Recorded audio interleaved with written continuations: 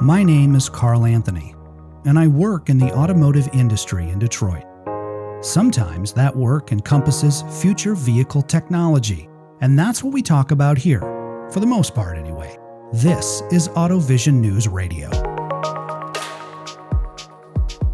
In January 2009, I started my career in the automotive industry in sales at Sioux Falls Ford in Sioux Falls, South Dakota. I still remember my first day.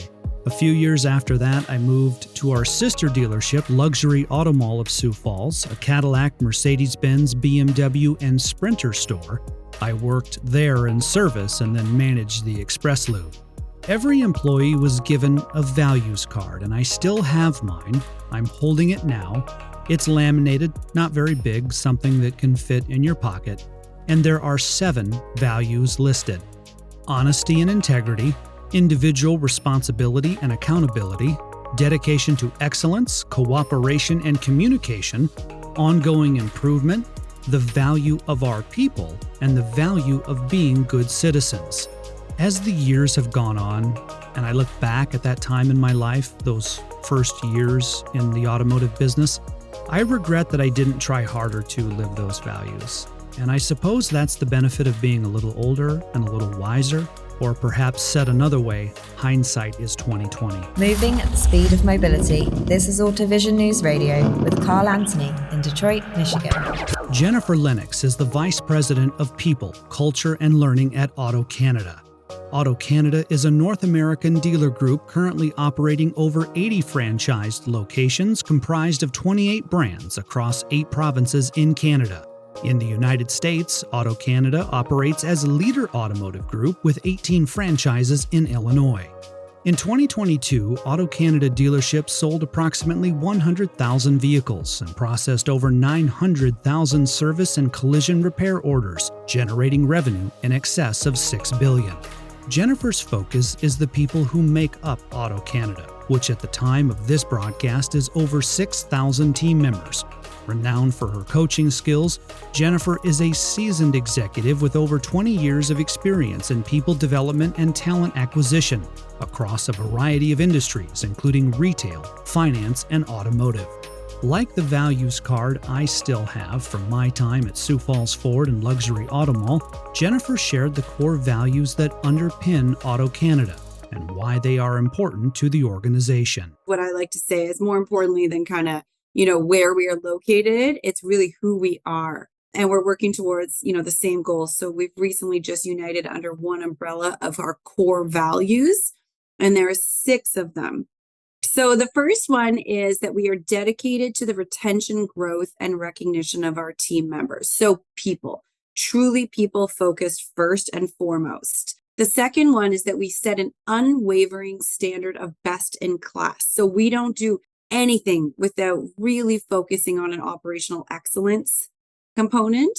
The next one is really important because anyone can have customers. Our goal is to really build that customer loyalty. So we understand that any customer can walk through our door, but our job is to build that loyalty. And then the next is we have the courage to do what's right.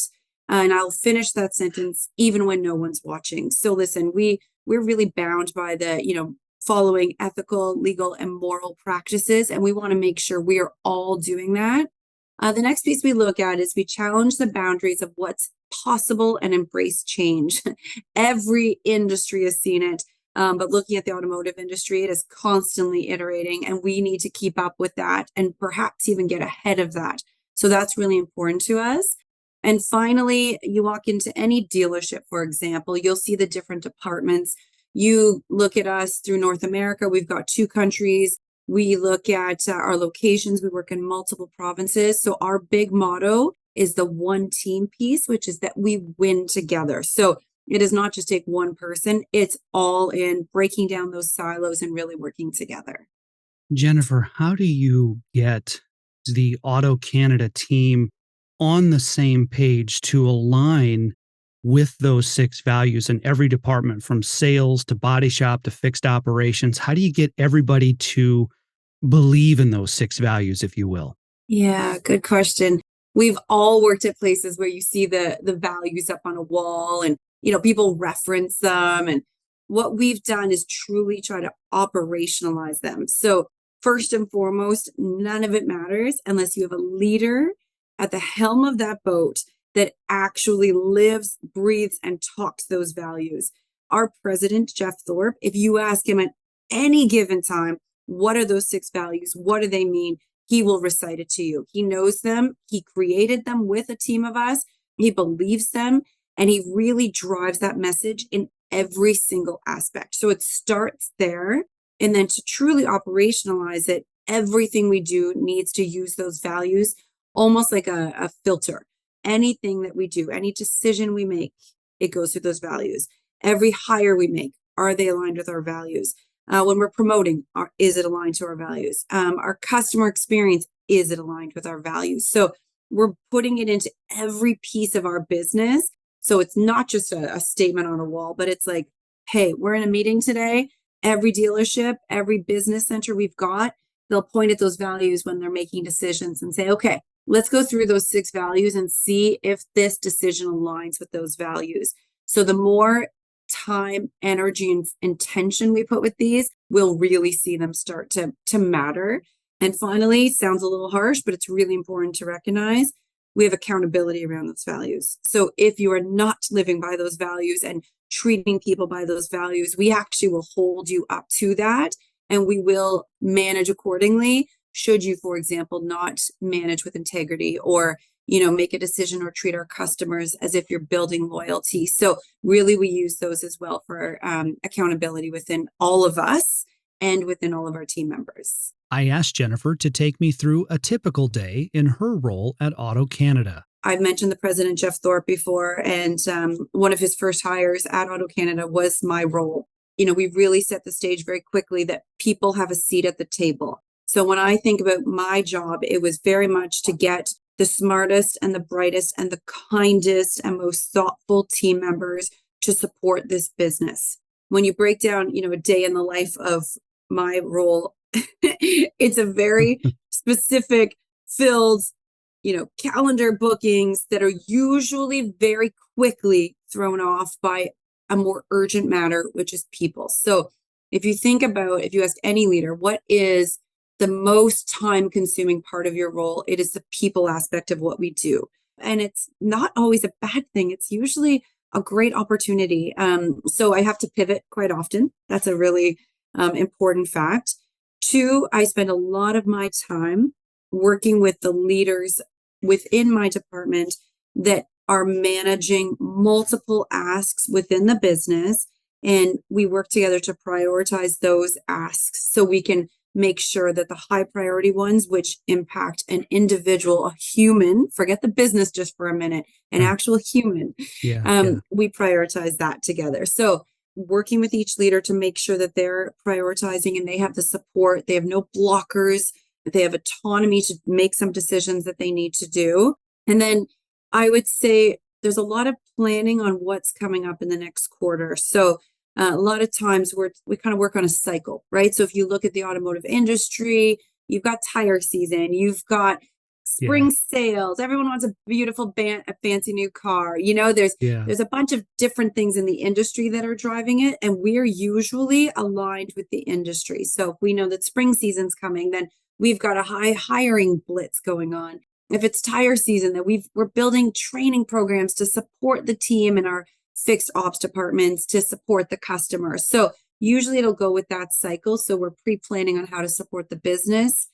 But the heaviest piece, if I can go back to a day in the life of a vice president of people, culture, and learning, it's truly managing the multiple priorities that are coming in from a 6,000 person plus organization and balancing those asks on a day-to-day piece and supporting my leaders. Jennifer mentioned tire training, and it's been forever since I've been through a good tire training class. I'd love the opportunity to go through one again. But back in 2012, when I was at Luxury Auto Mall in Sioux Falls, all of us service advisors went through 2 full days of tire and oil training. And at the end of that, we were just really able to make better service recommendations to our customers. At that time in 2012, right around that time, Cadillac and other GM vehicles had started running Dexos oil. So we had a whole training series on that. and then had a whole training series on synthetic oils like Mobile One. And you're going to have to fact check me on this because this has been a long time ago, but we learned how Mobile One met the GF5 specification. And I don't quite remember all of that, but Mobile One as a full synthetic could meet the requirements of the GM Dexos oil. So we learned sort of what oils would meet that specification. And again, it's been so many years since I've had this. So GF5, if you're an oil expert, you'll know what I'm talking about.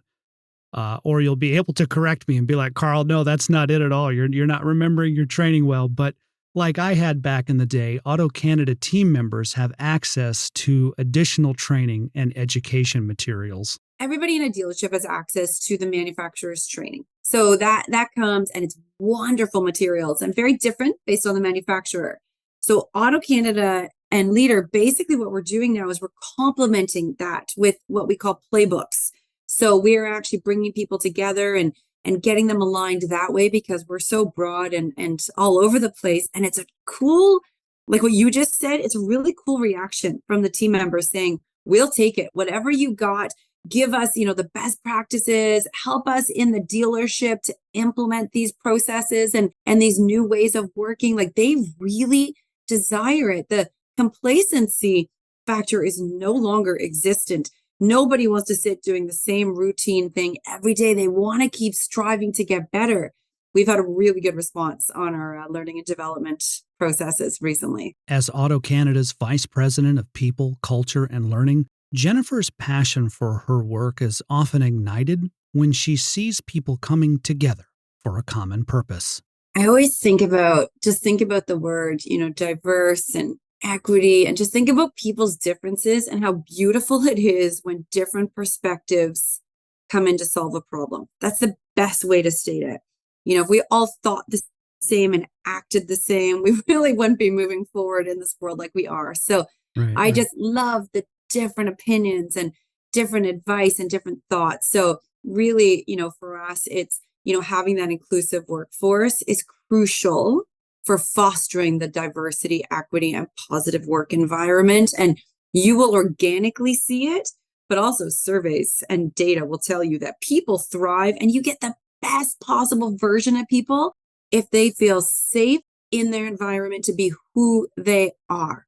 If anybody can take anything away from this, it's so easy to read the books and to talk about it, but the accountability and the check-ins to make sure we're all aligned and we believe this will really come together nicely if we make it intentional. So, building that inclusive workforce is an ongoing process. It doesn't just happen overnight, and it requires commitment, awareness, and that continuous effort from the leaders, but also our employees, your peers, and who you work beside. They also need to understand it. So keep educating, make sure within your annual cycle of what you're rolling out to your team and what you're teaching in your dealerships and your collision centers is all about that continuous discussion about what we can do better, how we can educate, where are the gaps, making it a free space for people to be like, oh, I'm ignorant to this. I don't quite understand it. Sure. And just giving them that space. So overall, again, it doesn't happen overnight, but just keep asking the questions and encouraging people to really check in on what they can do better. Jennifer shared with me that when it comes to diversity, equity, and inclusion, leaders in the workplace have to create an environment where all races, religious beliefs, and sexual orientations feel welcome, that their ideas and concerns will be heard, and their successes acknowledged and celebrated. In May of 2023, the Pew Research Center published the findings from its study on diversity, equity, and inclusion. That study took place between February 6th and February 12th, 2023. And I quote, "The Pew Research Center conducted this study to better understand how adults in the United States think about diversity, equity, and inclusion efforts in the workplace. This analysis is based on survey responses from 4,744 U.S. adults who are working part-time or full-time, are not self-employed, and whose company or organization has more than 10 people." I will leave a link to this study from the Pew Research Center in the show notes. Among the key findings are how women are more likely than men to value diversity, equity, and inclusion at work. In the DEI study from the Pew Research Center, over 50% of women say such initiatives are a good thing, compared with half of men. More women than men say it's extremely or very important to work at a place that is diverse when it comes to gender, race and ethnicity, age, and sexual orientation. I'm not an expert on this topic, so I can't pretend that I am. And being a man, I've never faced the hurdles that some of my friends who are women in automotive have. But when I look at things like this finding from the Pew Research Center or other similar studies, there's a historical precedence here. It's not a surprise, is what I'm trying to say, that more women than men support DEI type of initiatives. I recall my women in literature class. This is over 20 years ago in college. This was my very first exposure to how the scales were tipped in favor of men as opposed to women in the professional world.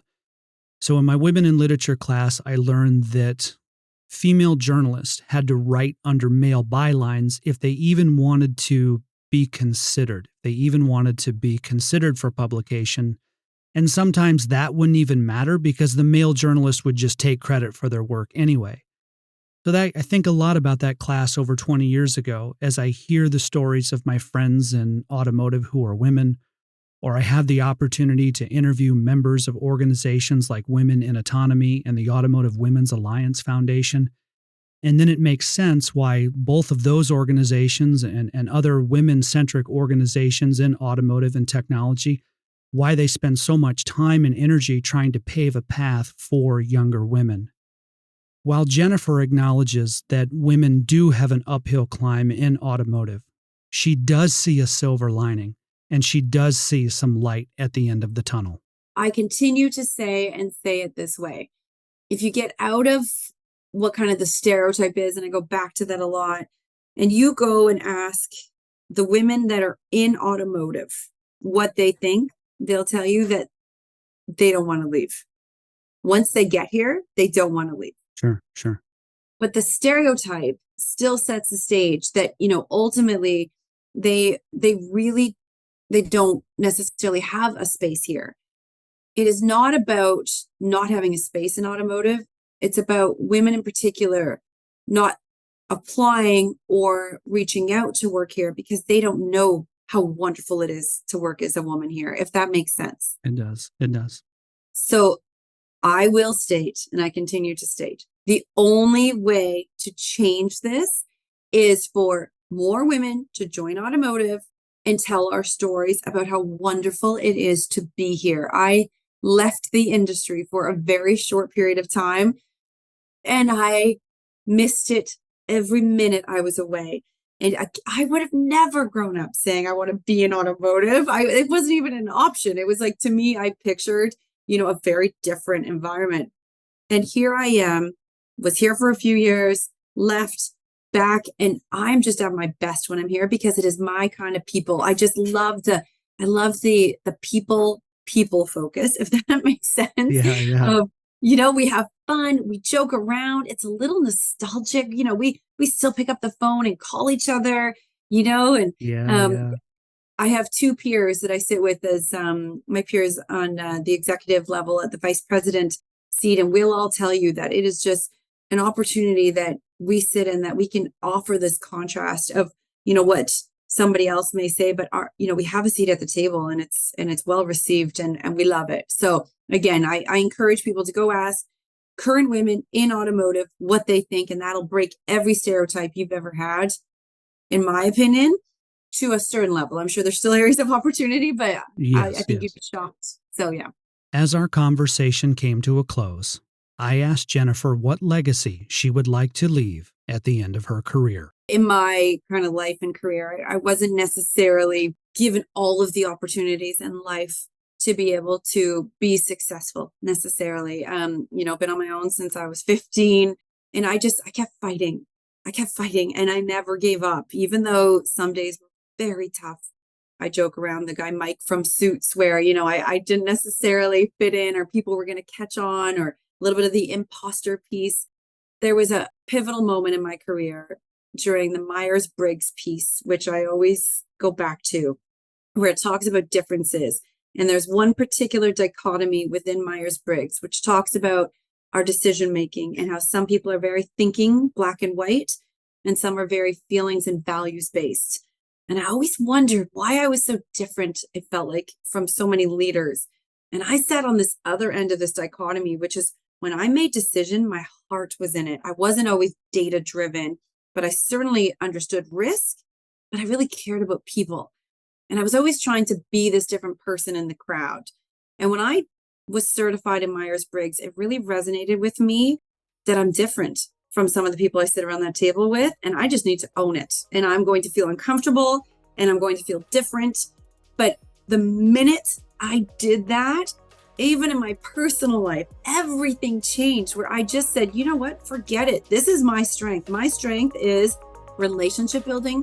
My natural organic way of being is that I actually put people first in my brain. So when I'm in a room with other people that are trying to figure out and solve a problem, I represent half of the people they're going to be impacting, and I need to contribute to that conversation.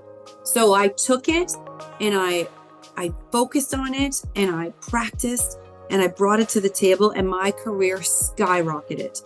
My legacy and what I want to leave behind is reminding every single person, I don't care who you are, what you look like, your gender, I don't care about any of that. It's the minute you figure out your space and what you bring to that table, own it, deliver it, and don't let anybody question you on it. Because with that, you will absolutely make an impact. To learn more about diversity, equity, and inclusion in the workplace, see the link in the show notes. AutoVision News Radio is available on Spotify, Apple Podcasts, Podbean, and more. In Detroit, alongside Jennifer Lennox, I'm Carl Anthony, AutoVision News Radio.